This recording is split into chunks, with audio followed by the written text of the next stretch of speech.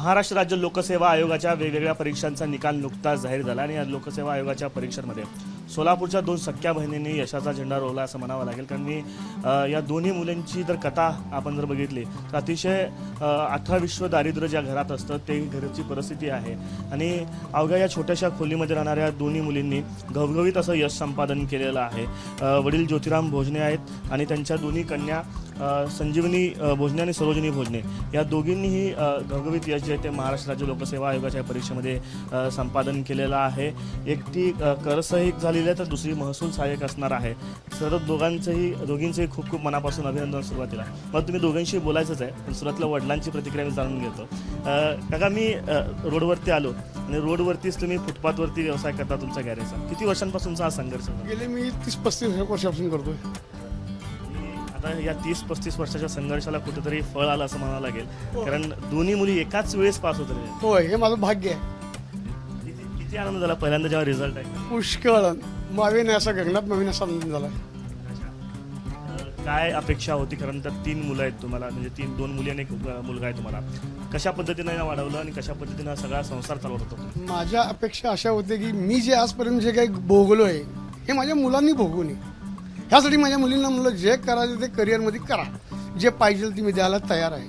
भलं तुम्ही केव्हाही मागा, मला हे पाहिजे ते आणून देईन मी तुम्हाला. त्यासाठी मी जे मिळेल तसं काम, भाऊ म्हणा किंवा यांचा भाऊ, मी, मुलगा माझा, जे लागेल ते वेळोवेळेला दादा मला हे पाहिजे आणून देत होतो. पण त्याच्या अतिरिक्त माझ्या मुलींनी बाकी कुठलाही हट्ट केला नाही की बाबा आम्हाला हे पाहिजे, आम्हाला इथं ठेवा, आम्हाला तिथं ठेवा. हे कसलंही त्यांनी आजपर्यंत मला बोलले.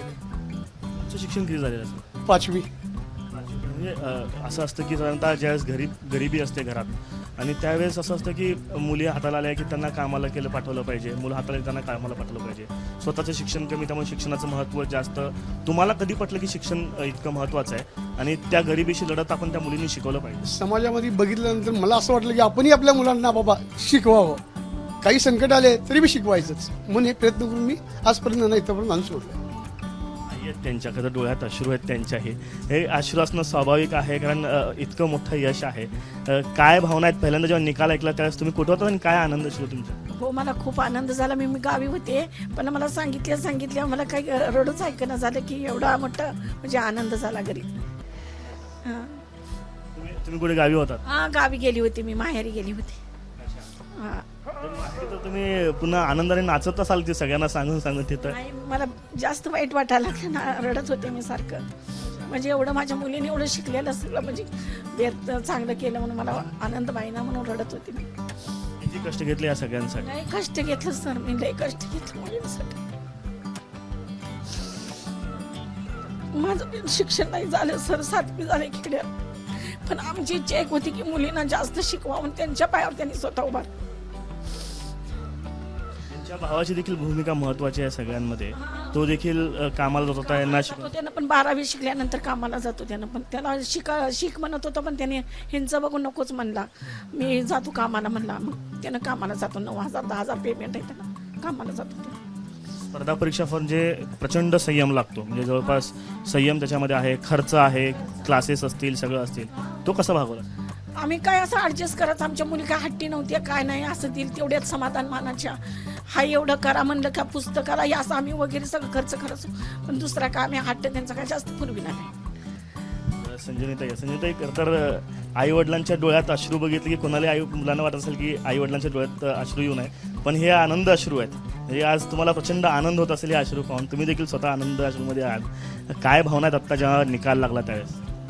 आनंद तर होतोच, निकाल लागला. प्लस माझं आणि माझ्या बहिणीचं सिलेक्शन झालं त्याचा तर खूपच आनंद होत आहे. म्हणजे स्पर्धा परीक्षेमध्ये संयम हा खूप लागतो आणि मेन म्हणजे की मेंटॅलिटी खूप स्ट्रॉंग लागते इकडं. आणि असं की आजूबाजूचा समाज पण खूप बोलतो हे स्पर्धा परीक्षा फील्डमध्ये स्टडी वगैरे करताना. तर त्या बाबतीत आमचं नशीब की माझ्या आई वडिलांनी आणि माझ्या भावाने आम्हाला मेंटली आणि इकॉनॉमिकली दोन्ही बाजूने आम्हाला खूप सपोर्ट केला की खूप जण बोलायचे की यांचं एज पण होतं प्लस मुली आहेत आणि तू म्हणजे माझ्या पप्पांना वगैरे बोलायचे की तू स्पर्धा परीक्षेसारख्या फील्डमध्ये यांना शिकवतोय. मग स्पर्धा परीक्षेमध्ये की असं पण होतं की आपण प्रिलियम क्रॅक करतो, मेन्सला जातो किंवा मेन्सला फेल जातो, परत प्रिलियम द्यावं लागतं किंवा कधी प्रिलियम पण पास नाही होत. मग अशी सिच्युएशन असताना पण त्यांनी आम्हाला मेंटली सपोर्ट केला माझ्या भावाने आणि वडिलांनी. म्हणजे समाजामध्ये खूप लोक बोलायची किंवा ते त्यांचं कामच ते बोलतात, तर त्या सिच्युएशनमध्ये पण यांनी समाजाचा किंवा त्या लोकांचा इफेक्ट आमच्या स्टडीवरती न होता आम्हाला मोटिवेट करत राहिले आणि आम्हाला स्टडीमध्ये खूप सपोर्ट केला. आणि त्याचंच हे की त्यांचे प्रयत्न किंवा त्यांचे आणि आमचं कष्ट सगळं मिळून आम्हाला सक्सेस मिळाला. साधारणतः किती अटेम्प्ट दिले आणि काय इच्छा होती काय व्हायची आणि आता तुम्ही काय झालेला आहात? मी आत्तापर्यंत 2018 पासून MPSC स्टार्ट केली. मी 6 वेळा म्हणजे 6 अटेम्प्ट दिलेत आत्तापर्यंत. फक्त एकच प्रिलियम फेल गेलेली, बाकी सगळ्या मेन्स दिलेत. मी आत्तापर्यंत 3 PSIच्या मेन्स, एक STI, एक टॅक्स असिस्टंट आणि क्लर्क एवढा मेन्स दिलेत. आणि काल क्लर्कच्या ह्याच्यामध्ये मी पास झाले. महसूल सहाय्यक. हां, महसूल सहाय्यक पास झाले मी. सरोजिनी भोजने देखील आहेत, त्या देखील आता करच आहे काय. खूप खूप अभिनंदन. तुमचं संपूर्ण परिवाराच्या डोळ्यात आनंद असतात. खरं तर आनंद असणं हे स्वाभाविक आहे. किती कष्ट घेतले तुम्ही वैयक्तिक आणि कशा पद्धतीनं सगळा प्रवास होता MPSC?